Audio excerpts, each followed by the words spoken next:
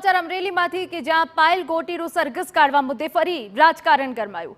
કોંગ્રેસના પૂર્વ ધારાસભ્ય લલિત વસોયાએ ફરી સરકાર પર નિશાન સાધ્યું। રાજકીય ખેસ ખીંટીને ટીંગાડી સમાધિ દીકરીને ન્યાય અપાવવા આગળ આવીએ। લલિત વસોયાએ પાટીદાર સમાજે એક થવાની અપીલ કરી છે। ઉમિયાધામ, સિદ્ધસર ધામ અને ખોડલધામને એક થવા અપીલ કરી। પાટીદાર સમાજની દીકરીનું જાહેરમાં સરઘસ દુઃખદ બાબત હોવાનું પણ વસોયા જણાવી રહ્યા છે। પાયલ ગોટી નિર્દોષ હતી છતાં પોલીસે માર માર્યો। યુવતીના સરઘસ બાદ અમારું માથું શરમથી ઝૂકી ગયું।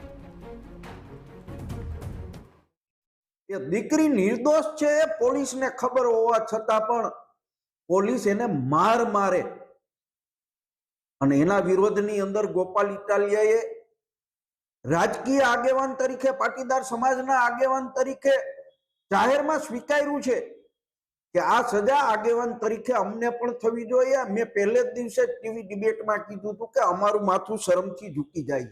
સૌ આગેવાનોને કેવું છે કે જો આ દીકરીને આપણે ન્યાય ન અપાવી શકીએ તો સામાજિક સંસ્થાઓ આપણા સમાજની છે, એ સામાજિક સંસ્થાઓમાં કે રાજકારણમાં રહેવાનો મને કે કોઈ પણ પાર્ટીના આગેવાનોને અધિકાર નથી। આપણે સૌએ રાજકારણના ખેસ ખીતીએ ટીંગાડીને પાટીદાર સમાજના દીકરા છીએ, પાટીદાર સમાજના આગેવાન છીએ અને પાટીદાર સમાજે તમને ને મને ખંભે